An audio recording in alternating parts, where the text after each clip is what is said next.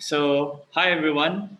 My name is Aaron, and welcome to today's session with AKPK and myself. For those of you who are fasting today, um, wish you a very happy Ramadan. Wish you many blessings. Um, I'm really excited to be back. This is my second time. Um, if you have any questions, if you want to say hi, you want to say hi to your friends, please comment in the comment box below.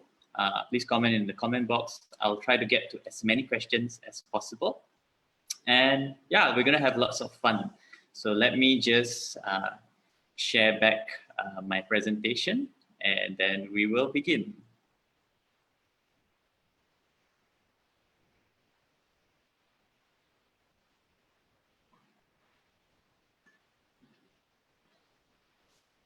Cool. So today's topic is the ultimate guide to avoiding scams by myself, MrStingy. Just hang on for a while. Something appears to be a bit off. Okay, let me just fix that for a while. Give me a second here, guys.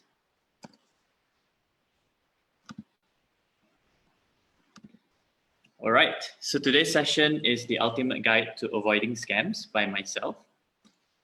It is organized in accordance with AKPK.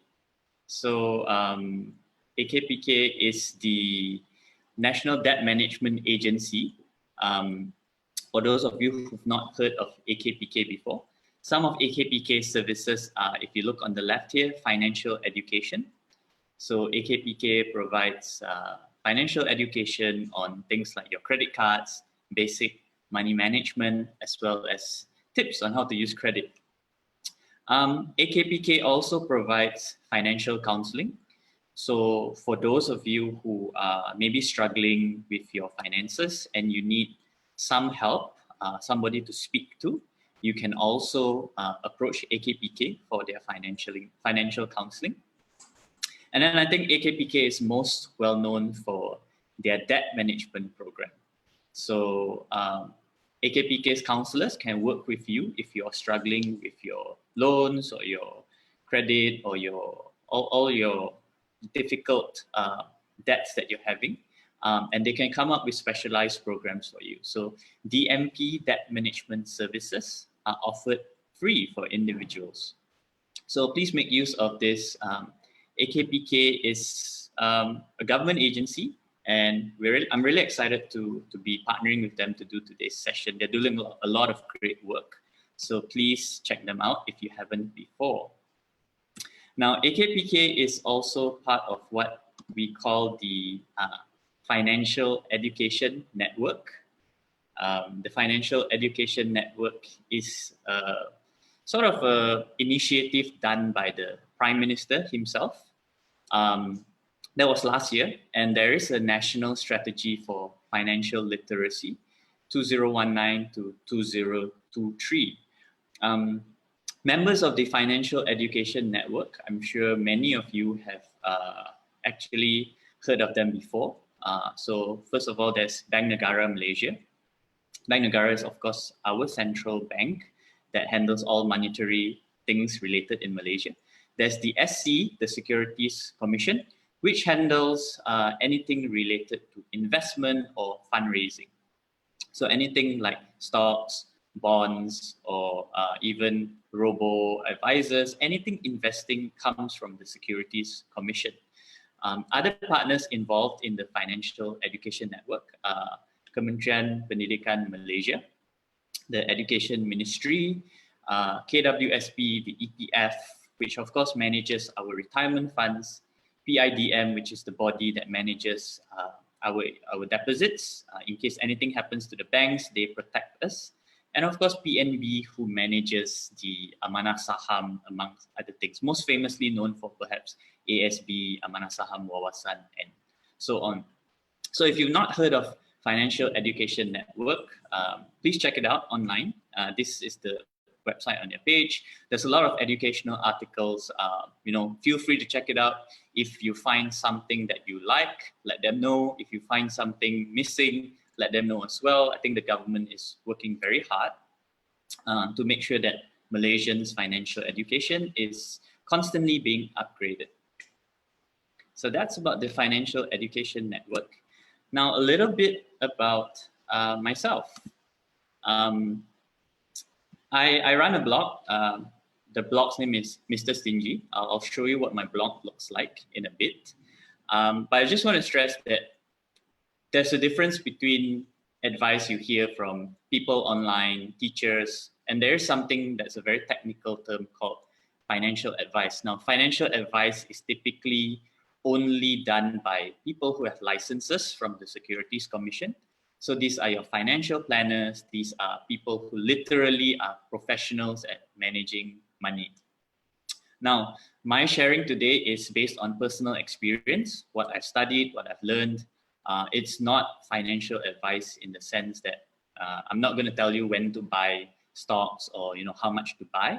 So take it as that, yeah. And this is my personal opinion. So it's not AKPK's opinion. If you have any issue with what I'm saying, let me know in the comments. But please don't take anything that I say as representing AKPK. We are partners today, but I represent my own opinion. For those of you who tuned in 2 weeks ago, you know that I mixed in a lot of Bahasa 2 weeks ago. So this time I'm going to run it more in English. I'll mix in a bit of Bahasa because I found that most of the comments were in English anyway, and it's a little bit easier for me to share in English. So I'm going to spend most of today in English. So really excited to share. But yeah, I can mix it up with Bahasa from time to time as well. Now, with that out of the way, I just want to share with you, this is what my blog looks like. The blog article that I show here is what happens after the coronavirus crash. This is a blog article that I actually presented in the last session with AKPK. So if you're curious to know about this topic, you can check out my blog, or you can even look at my Facebook Live, the previous session that I did with AKPK, where I covered what happens to the economy, are we going in for a recession? What should we do with our money? So check it out on MrStingy.com. And now I'm going to go into today's topic, which is all about scams. There's going to be 5 parts. This is part number 1. So there's part 1, which is why people fall for scams. Part 2 is some common examples of scams. Number 3 is telltale signs of a scam. How do you know it's a scam? Part 4 is a little bit more about investment. How do you know something is legitimate? And part number 5 is how we can protect ourselves online. So each of the sessions will take, I think, roughly 8 to 10 minutes each. After each part, I'm going to go back to Facebook Live and look at your comments, look at your queries. Again, please type in any comments, questions you have into the Facebook comment box. I will address them like every 10 minutes or so. So part number 1, why people fall for scams. It turns out that it's all about emotions. If you think about it, even a lot of really smart people fall for scams. I'm not just talking about, say, your relative who's 60 or 65 years old. She may not be the most clever at online things. That is typically what we think about when we talk about scam victims. But usually, we actually find that scam victims can even come from lawyers, doctors, engineers, teachers. These are supposed to be really smart people, but they still fall for scams. So actually, the reason why people fall for scams is it's not an analytical or it's not a thinking process. It's actually all about your emotions. Scammers know how to take advantage of your emotions, and they will do all they can to put you in the emotional state so that they can scam you. So I'm going to give you some common examples of, say, the type of feeling that scammers would do to prey on you. So you might think that the most common one is greed, right? Or if you want to translate it in Malay, it's tamak, right? People are tamak, people are greedy. That's why they will get involved in investment scams. So you've heard of those scheme cepat kaya or get rich quick kind of scams where they promise a lot of money and people sort of follow because they want to earn a lot of money.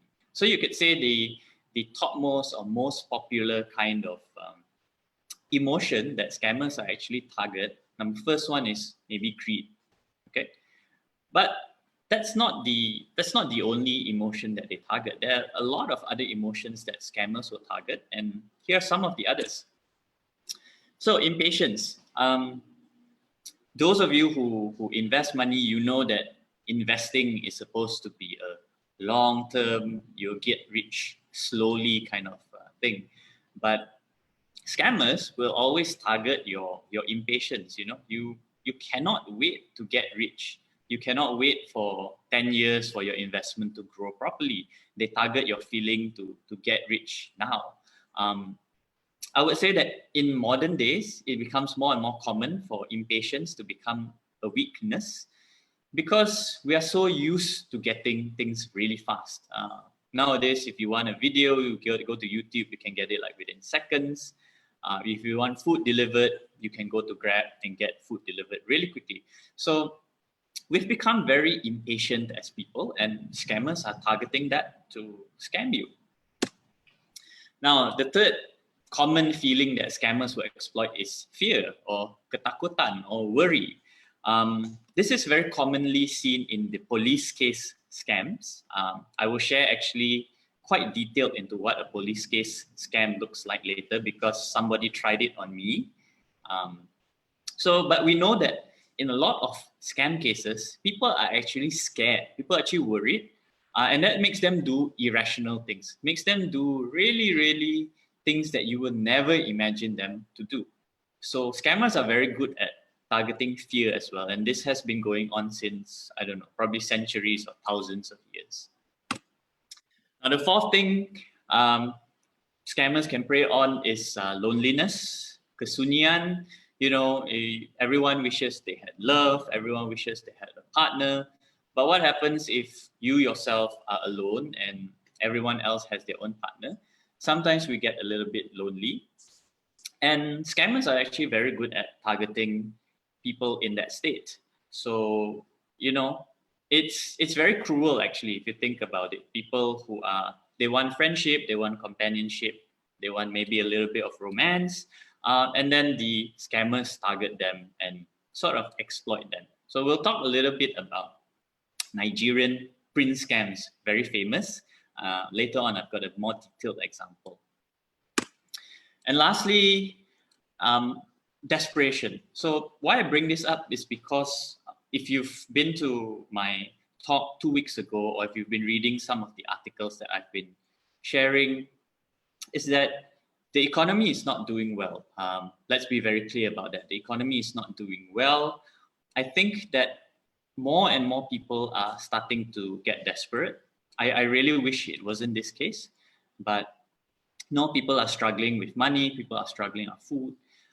When you get into a desperate situation, it becomes I guess you can say it becomes much easier for scammers to target you because you want to believe. You want to believe in something that can help set you free or can help bring you freedom or financial freedom or solve all your problems. So a lot of people are desperate right now in this difficult economic times, and scammers are basically targeting these feelings. So of course, scammers target other feelings, but these are some of the common aspects. So let's take a look at now our current situation. We've spoken about what scammers like to target, but what is everyone almost around you feeling right now? We've got MCO, we can't go to work, we can't see our friends and family. Here are some perhaps suggestions or thoughts around what everyone's feeling right now. Number one, I can't see my loved ones. A lot of people are lonely. I'm fortunate enough to have been with my wife when the MCO struck.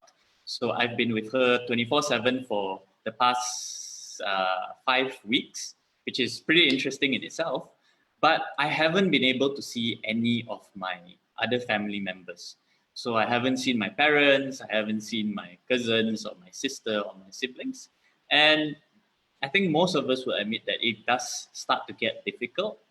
It does start to get hard. I think a lot of people are worried about what if the virus infects me. Um, the number of cases continues to go down.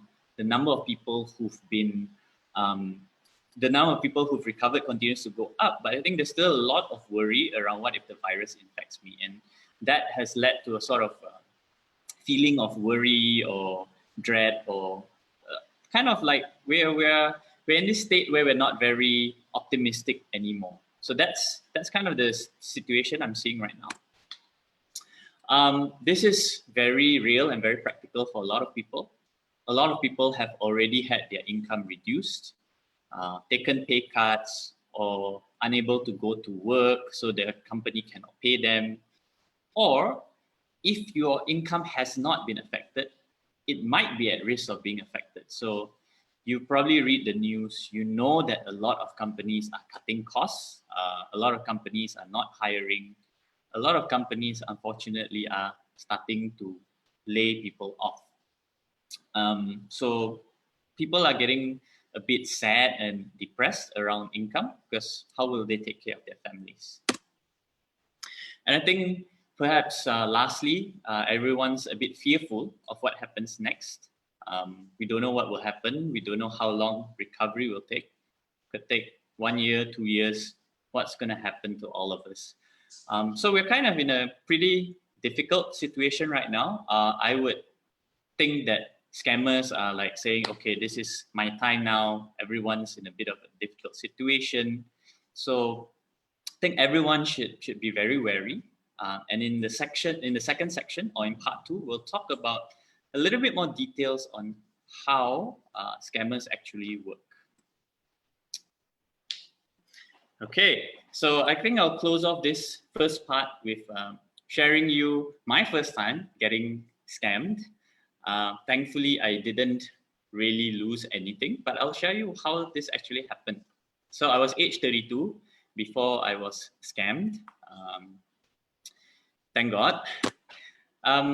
Of course, before I had it myself, I thought it'll never happen to me, right? I'm supposedly quite good with technology. No one's going to ever be able to lie to me, and no one's going to ever be able to scam me. So I was at the stage of ignorance and arrogance, which is never good. And it started with a phone call. So I was at work. I was busy at work, and then some random number called me. So I picked it up. Obviously, during work hours, you're a bit impatient. You don't want to just pick up in front of your boss, or you want to get over the call as soon as possible, right? So I picked it up and like, hello. And they started with correct info, correct info. So the guy on the other end is like, am I speaking to Aaron? Blah, blah, blah, my surname, my last name, everything's correct. So they start with that, and then of course like, yes, if you've got my first name, you've kind of got me at least 50%, right? Because you know me, so I think you're legitimate. And then the guy said, I'm calling from a bank.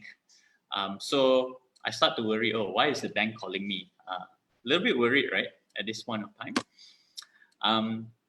And then he said, it's something to do with my credit card. You made this transaction at so-called what date, so and so. I just want to ask you about this.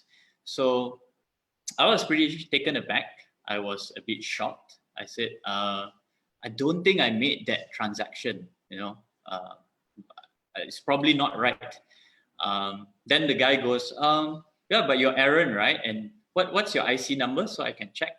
So at that point of time, I was actually very cooperative, because maybe a bit too arrogant and a bit naive. So I gave him my IC number. I said, it's 84 blah, blah, blah, X, X, Y, Z. I gave him the full IC number without thinking. Okay, I gave the full IC number. After I gave the IC number, I was actually thinking, why did I just give my IC number? And then I asked the guy, why do you need my IC number for? And I think, thankfully, during that first time of mine, that so-called scammer wasn't a very experienced guy. I think maybe his first week on the job, he hadn't really gotten used to the training. You know, he's kind of a new guy. So when I asked him that, he's like, he actually stopped and paused, and he like don't know what to say to answer me. So at that point in time, I realized, maybe this is not legitimate, and I've just given my IC number out. And so I ended the call. So that was the first time. It ended with me giving my IC number out, and probably because the scammer was not experienced. Maybe if he was like a super good one, he would have gotten so many things: bank account number, maybe other bank account numbers, phone number of my mother or something. But he wasn't that good, so I was lucky, blessed. Yeah, so it can happen to anyone. Even if you are arrogant, even if you think it will never happen to you, it could happen to you. So that was my first time, and I'm going to share to you other experiences which has happened in my life as well, but that will probably be in part 2 and part 3. So with that, I am going to finish up part 1. I'm going to go back to Facebook and have a look at the comments and see what you guys are saying.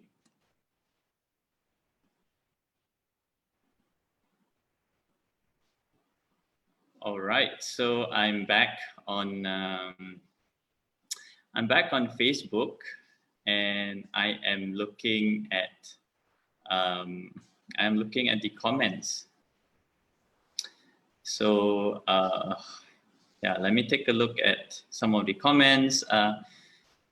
Chong says they always take advantage of our emotions, which is true. I see a lot of setujus.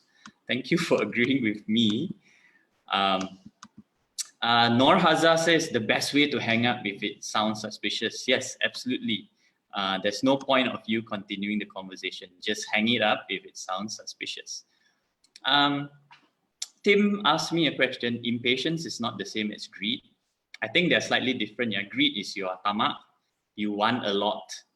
Impatience is you gopoh, or yeah, I think it's kind of gopoh. You cannot wait. So it's slightly different things, but usually they come together lah. Okay. Okay. Someone said Azira said love scam is very dangerous with emoji. I don't know if you have been part of it before because you seem very happy. Nivlek says charming Mat Saleh from ONG coming to visit you. Yeah, so obvious, right? But imagine if you already jatuh cinta with that charming Mat Saleh. May not be so easy to what do you call that? Avoid this scam, right? Okay, so let's see. Let's look at a few more comments. Yeah, a lot of heart shapes. Thank you. Farid said impatient is tak sabar. Thank you for correcting my bahasa. I shall improve, definitely. Right. Thanks, guys, for all the comments. Keep them coming. If you have any other questions, let me know, and I will try to address them as soon as possible. So I am actually going to continue sharing my screen, and we will move into part 2 of the presentation. So part number 2 is a section called 3 examples of scams. In this section, I'm just going to go slightly more detailed into some scams that actually I've personally experienced myself. And then one of this is something that I've read online. I thought is very important that I need to share. So let's jump straight into it. So if you're seeing my screen right now, you can see that I have received a great opportunity from ExxonMobil.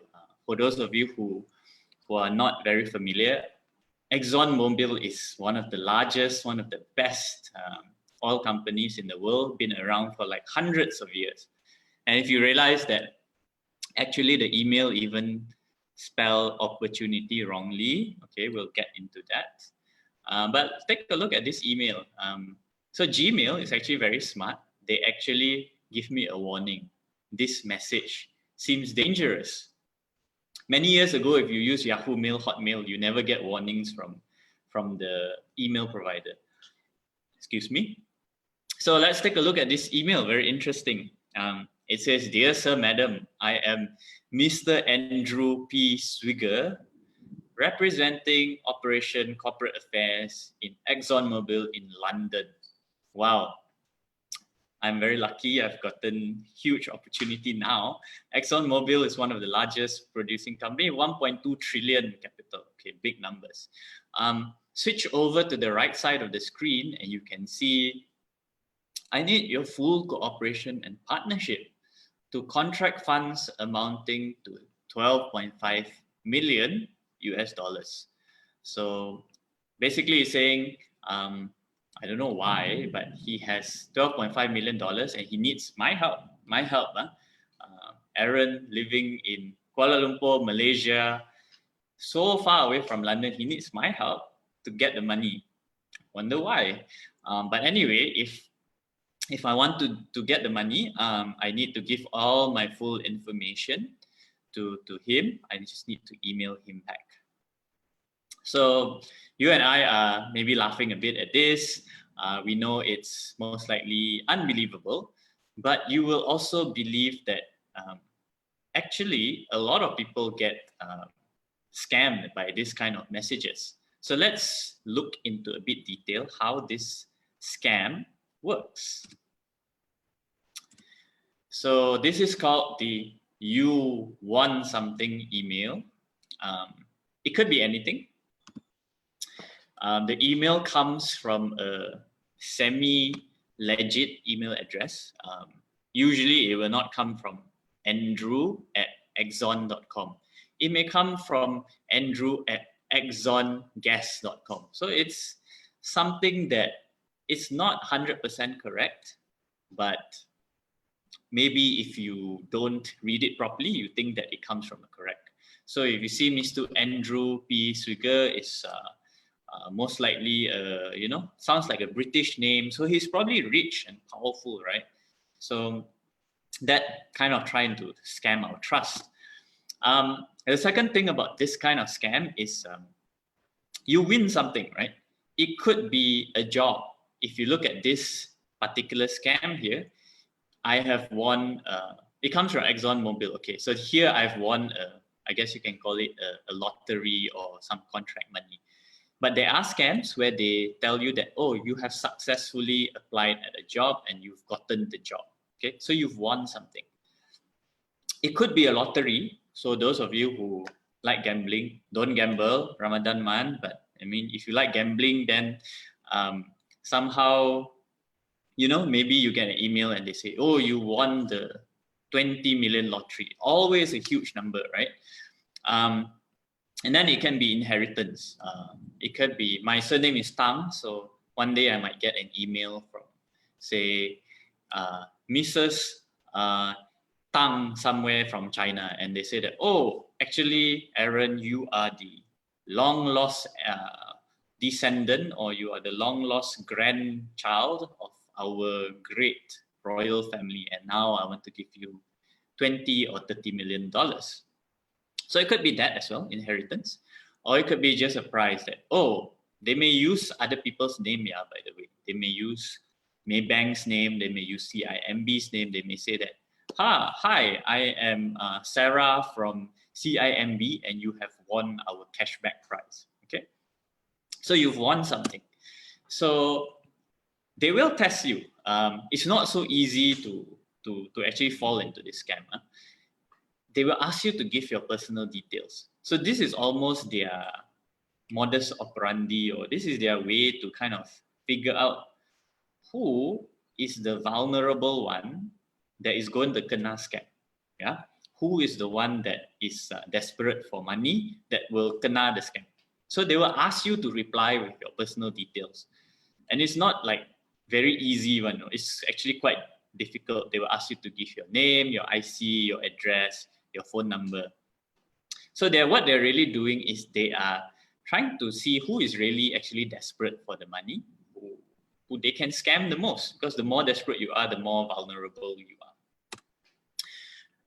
But then, just as you give your money, or just as you give your details, right, they say, "Aya, there's a complication." The guy will call you or he will email you. He said that, "Actually, I wanted to pay the money to you, but there's always a problem. Problem could be with the bank. The bank doesn't want to release the money. So difficult to release the money. But you can help me. You can help me if you pay the administration fee. So I'm gonna give you 20 million, 20 with 6 zeros. But to get that 20 million, I need you to pay me the administration fee. The administration fee is very cheap. It's only 500 US dollars. Want to pay or not? $20 million you can get, pay $500. Now, if you are in the scam at this point, you're thinking, yeah, why don't I just pay that $500? I stand to win 20 million.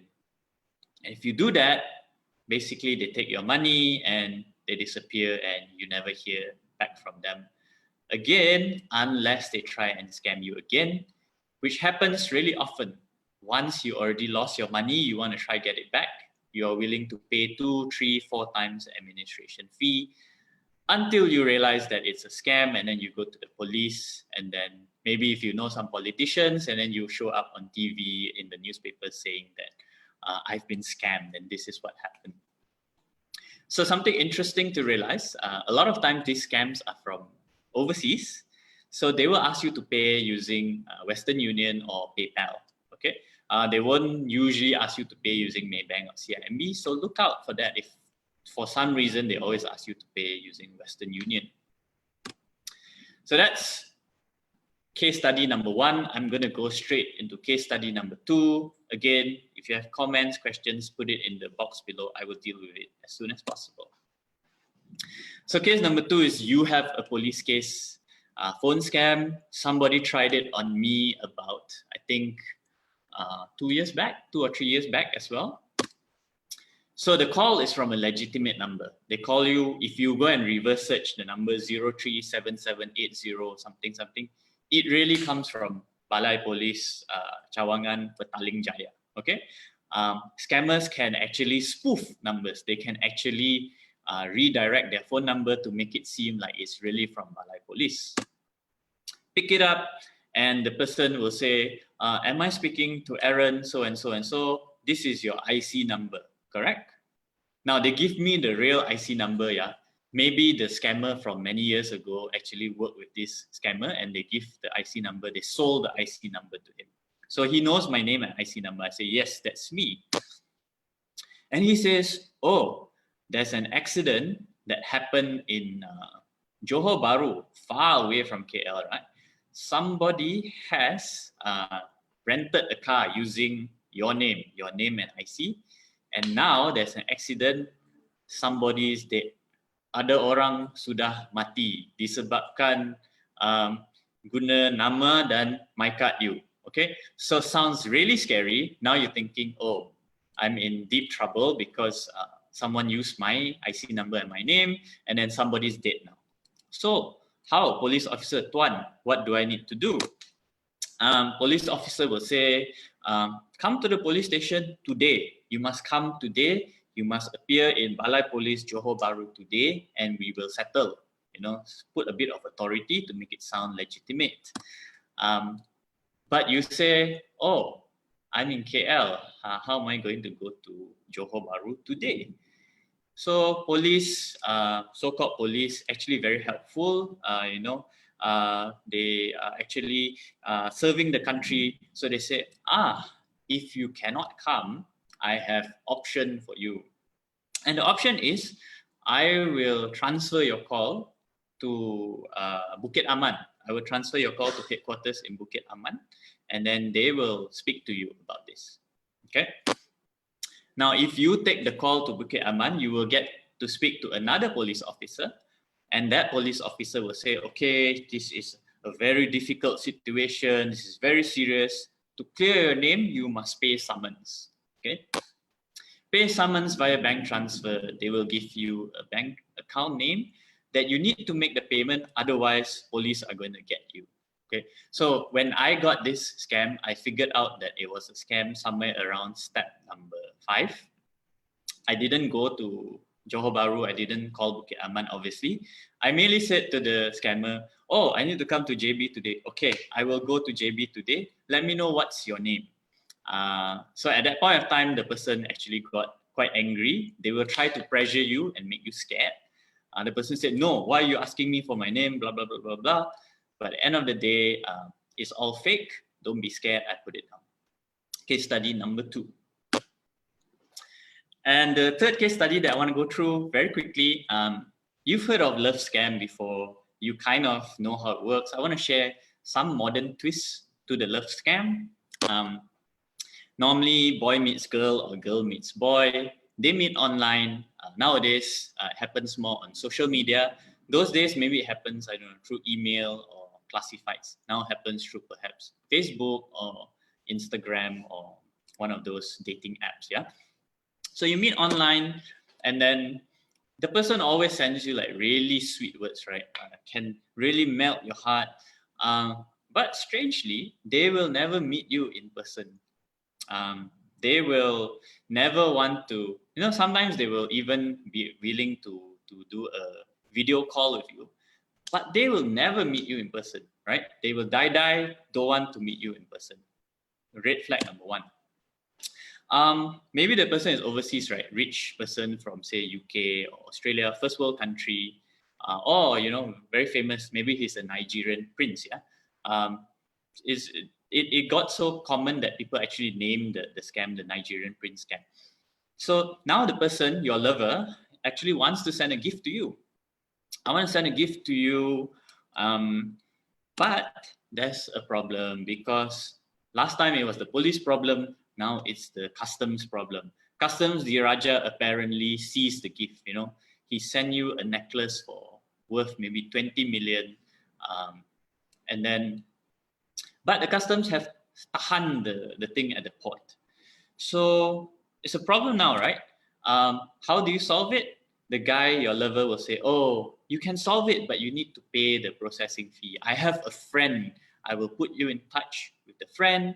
You just pay the processing fee and you will get it. Excuse me. Now, you think that if people kena one time, they would be smart, but sometimes this happens multiple times. You pay one time, the customs thing never gets released. Another problem, you need to pay more money. The scammers will milk you as many times as possible until you realize that they're actually scamming you. Now, you may think that love scams only happens to lonely housewives, auntie, those that are vulnerable. Guys, men get love blackmailed too. The modus operandi is slightly different. Usually for men, it is blackmail.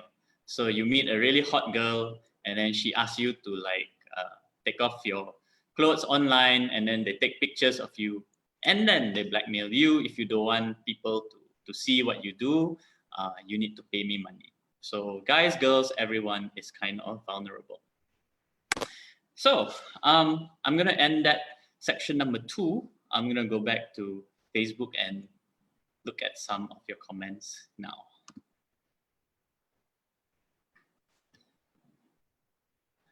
All right. Yeah. Let me address some of the comments. Gamble is haram. Okay, that's interesting. The inheritance email scams are famous. That's so true. Desperado is more susceptible to be conned. That's true, Mr. Kin Cheong or Mrs. Kin Cheong. Let's see. Many of my friends kena, including my old mom. Luckily, she's pandai. Min Arif said. The accident scam was popular at one time. Tim is saying the accident scam was popular at one time. Actually, my wife's friend actually just kena like 2 days ago. So it's still being run, the accident scam. Okay, even those yang kahwin still shocked trusting with the sweet talkers. Okay, yang dah kahwin janganlah layan sweet talker. Okay, layan your husband or your wife. Okay, Perempuan selalu kena. Farid said, you know, guys also kena. Guys kena blackmail. Okay. All right. So cool. So don't be kena tipu by all these scammers. Yeah, be berhati-hati. And now I am going to go into part number 3 of my presentation. Let's go back to part number 3. So part number 3 might actually be one of the most, I guess, potentially the most important part of today's session. Part number 3 is actually telltale signs of scams, or if you see this in a scam, you can be quite confident that these people want to tipu your money. Okay, telltale signs of a scam. So the first sign of how scammers work, or the principle of how scammers work, is they always appeal to your emotions.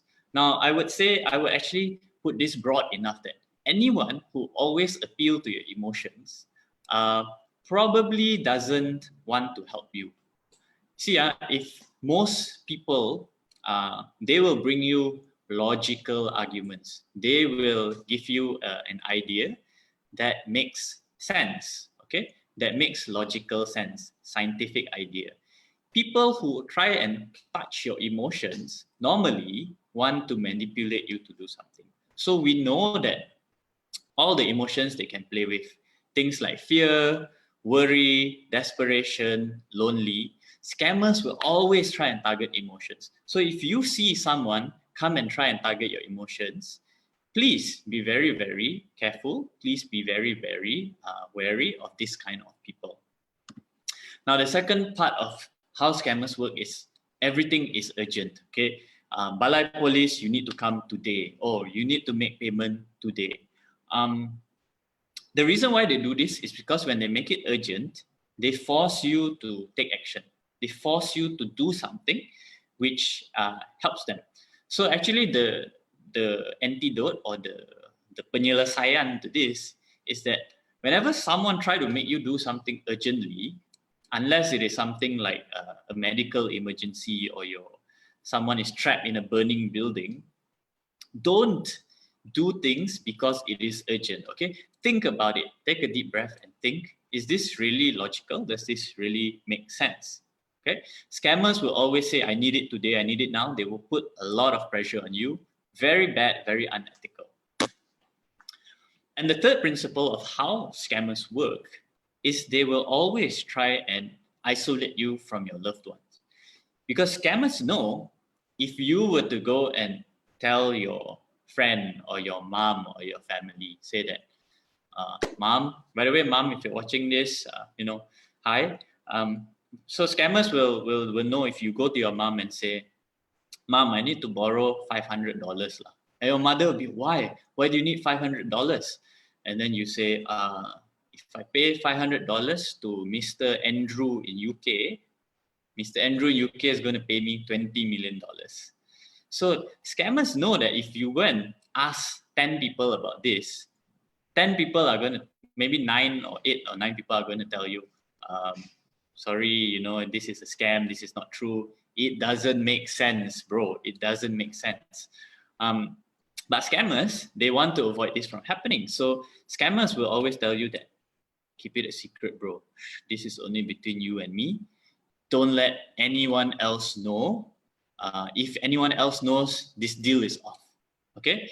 They will try to make it a us against the world kind of mentality. They will say that, the other people, don't trust them. Trust me. If you listen to other people, they will tell you that this is wrong. So this is a very powerful isolation thing. It works in everything, by the way. Cults, religious cults will also try to isolate you from your loved ones. They will tell you that, don't listen to them. You must give up on your loved ones. Come follow my better path. So it's a very, very powerful way that unfortunately people always like to abuse to scam people. So remember, whenever someone comes to you and say that, keep it a secret, don't tell anyone, don't talk to your wife, please don't listen to them. Please discuss it with your family, discuss it with your friends, and then you will be protected better. So let's say the scammers have already done all number 1, number 2, number 3. you are still kind of safe as long as you have not given up your money. So even if you have fallen, if you dah terkandas in item number 1, number 2, or number 3, you are still okay if you have not given them your money. So basically, what I'm saying is, anytime someone asks you for your money, be super careful. And the way that they ask money is always a non-standard way. You will know it's non-standard way because it's very different from how a normal person asks for money. Like, if you are supposed to pay a summons to the police, you're supposed to go to the police counter and get a receipt, everything is proper. But the Balai Police scam, they will tell you, oh no, you transfer the money to my personal account, say Mr. Ahmad bin Wong or something. But you're not supposed to transfer money to people's personal accounts. You're supposed to give it at the Balai Police. Okay, so that's a non-standard request for money. Another example is the request to send money via PayPal to an account, I don't know, maybe in somewhere across the world. So anytime you receive a non-standard request, please be very careful, because that's normally how scammers work. Some of the other signs I actually put in my article. So if you see this screen, it's called How to Tell If an Investment is a Scam for Malaysians. Feel free to visit this article. It actually shares with you some of the red signs of an investment scam, red flags. I won't go too deeply into it right now because I think I want to move straight into part number 4. But here are some of the red flags that you can see in an investment scam. So feel free to check out my article for more. I'm going to skip quickly to chapter number 4 now. So why I'm bringing up legitimate investments or non-legitimate investments is because during these difficult times, a lot of people are going to try and scam you, say that invest in my business and you will earn 20,000 ringgit a month. Or invest in my business, you're going to get 50% every month. Sounds like a money game, right? So here are actually some of the statistics that are actually quite scary. The Securities Commission actually ran a survey and it said that investors perceive the annual return of 12.4% is low, 24% is medium, and 42.9% as high. Super scary news, because most people actually have no idea of what normal investments pay. Because if you can get 24% or 43% of investment returns, you are basically one of the greatest investors in the world of all time. Okay, so actually investment returns, these are my expected returns if I invest. Normally a fixed deposit 3 to 4%, bonds 5 to 6%, government related schemes like EPF, Amanah Saham, ASB, usually between 6 to 10%. Economy gawat sekarang, maybe it's a little bit down, maybe it's like 4 to 5%, but that's fine. It's not high amounts, yeah. Properties maybe 9%, and say stock market expected on a yearly basis around 10%. Now these are my expectations. Could be different for everyone, but basically I just want you to understand that when someone comes and promises you an investment that gives you 30-40% every month, most likely it is a scam. Okay, most likely your investment is not going to give you 30 to 40% a month. Okay, I would say with almost absolute certainty that it's not going to give you 30 to 40% a month, because if not, everyone would do that business, right? So moving quickly to part number 5, how to protect yourself online. I'm going to cover this quite quickly and then we'll take the question and answer. I've thought of 3 tips, or I guess 3 really important principles when you're online. The first thing I want to say is that you should be careful wherever you click, because this word here is called phishing. It's a different type of phishing. It means that hackers are stealing your passwords because they may create a fake site that looks like a real site. So always be very careful where you click, especially some of you, maybe you are a little bit older, you're uncertain about technology. Try not to go and click all those all those super good offer, because a lot of them are scams. But if you already click, make sure you come to the address, okay? Make sure you look at the address, right? The address should be an address that you recognize, okay? Always double check the link. It should be maybank2you.com.my, because you know that is Maybank's address.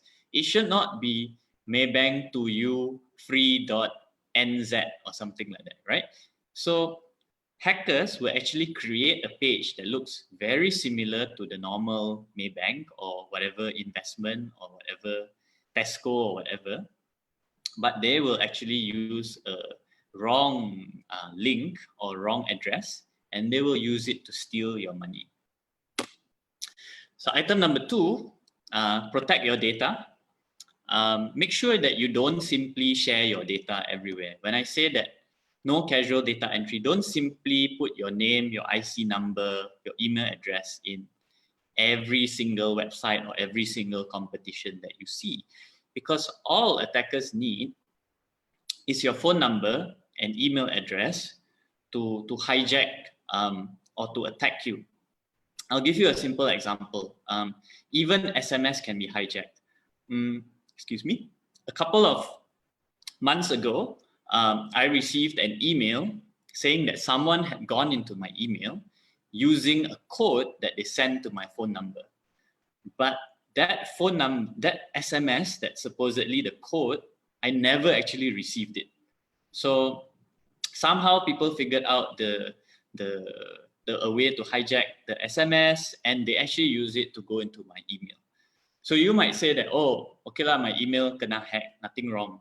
But when an attacker goes into your email, they can do lots and lots and lots of damage. From the email, they can look at your bank, they can look at your mother's name, they can look at your entire history, and they can use that information to do other attacks. So even your SMS is not as safe or secure as you think it is.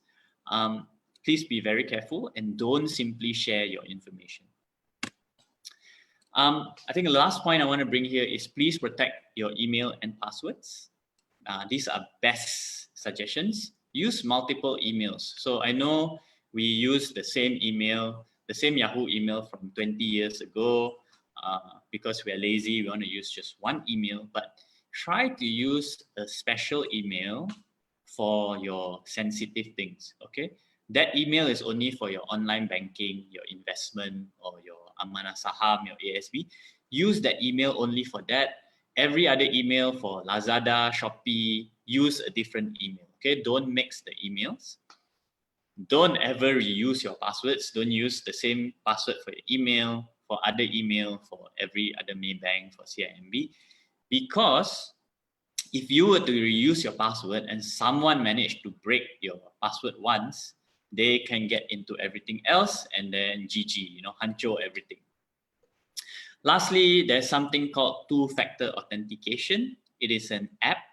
I won't go into detail, but I suggest that try and 2FA everything that you use in your life, including your email, including your Facebook, including your LinkedIn. Please check out what 2FA means, because it's a better layer of security. It makes it so much harder for people to attack you. So, final point I want to leave with everyone. If you ever worried, the best thing that can help you is to take a deep breath, think, and never rush. Most people will get scammed because they're scared, they're worried, the hackers play on their emotions, and then that's when they can. So if you ever worried, take a deep breath, think. Why don't you call a friend, call your mother, call your parents, call your IT savvy friend, and then they will most likely be able to discuss with you and tell you that this is a scam. So never rush, because when you rush, that's when you get vulnerable. So with that, I will end my presentation. I will end my webinar. But I'm going to take questions now. So if you haven't given me your questions, please comment below. I will look at them right now.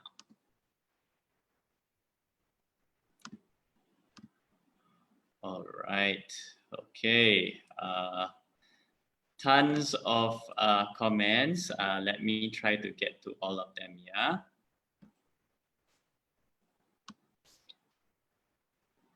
Okay.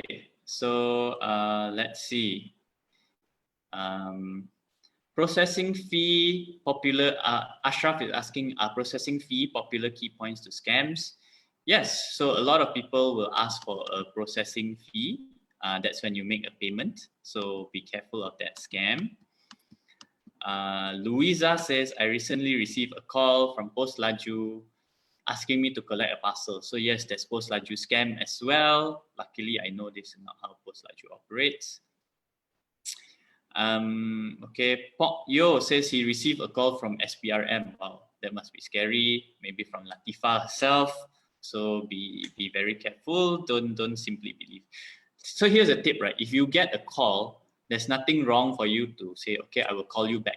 Put down the phone and literally call the right organization. Okay. Okay, let's look at a couple more comments. Nantin says, dear AKPK, don't forget to submit the feedback form after the session. Okay, please do it, yeah. A couple of more comments. Okay. Investment with outrageous return, most probably it's a scam. 100% agreed, yeah. Okay. Tim is saying, so many people die percaya MLM expected returns of more than 30%. Please don't percaya. It's super hard to make money. 30% returns a month is crazy. Okay, or 30% per year also is crazy. Okay, let's see a couple more comments. So Alfred the Cruz asked me, what about Forex investment? Now, I don't know too much about Forex investment myself, but just please be very careful because most people I know cannot even make money using Forex. So I would suggest that if you want to do a business, Forex is actually a super high risk. If you want to get involved, please be super careful. It's not an easy way to make money. And I think there's a lot of scammers out there. Okay.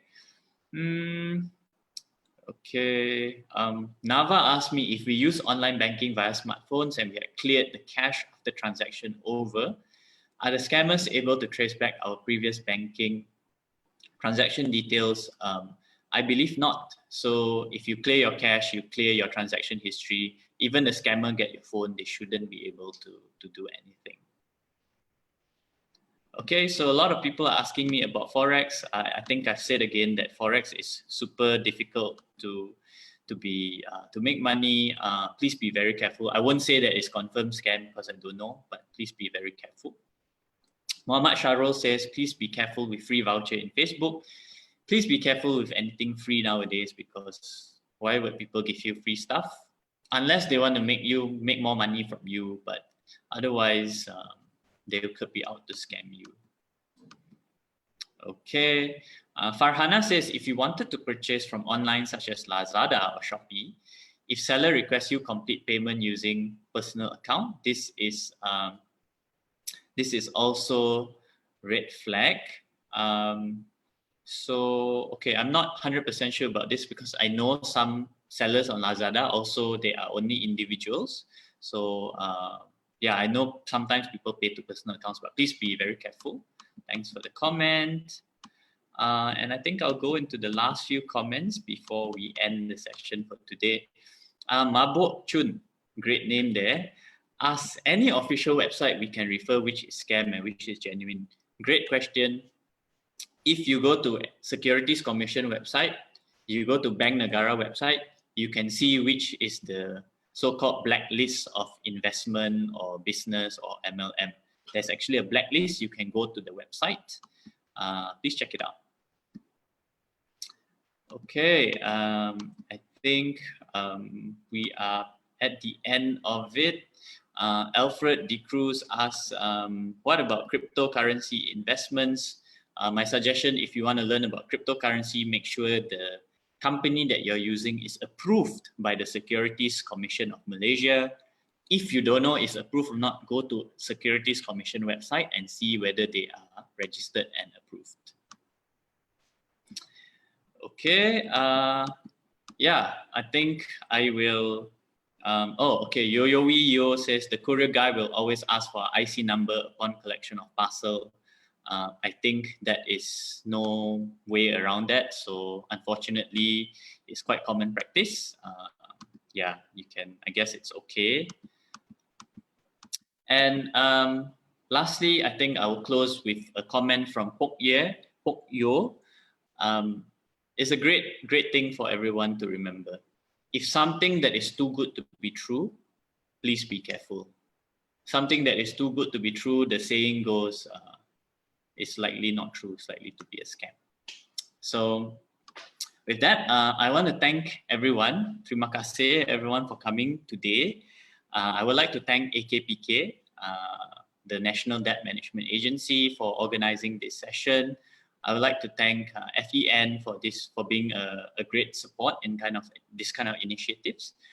I'm sorry if I didn't manage to answer your question. Come back to this video. I will make sure to go through all the questions and answer them one by one. So if I didn't answer your question, sorry, please come back and check. With that, I just want to say thank you again for joining. Wish you a blessed Ramadan month ahead if you are fasting and celebrating. Please take care, stay safe, and I guess I'll see you guys soon. Bye.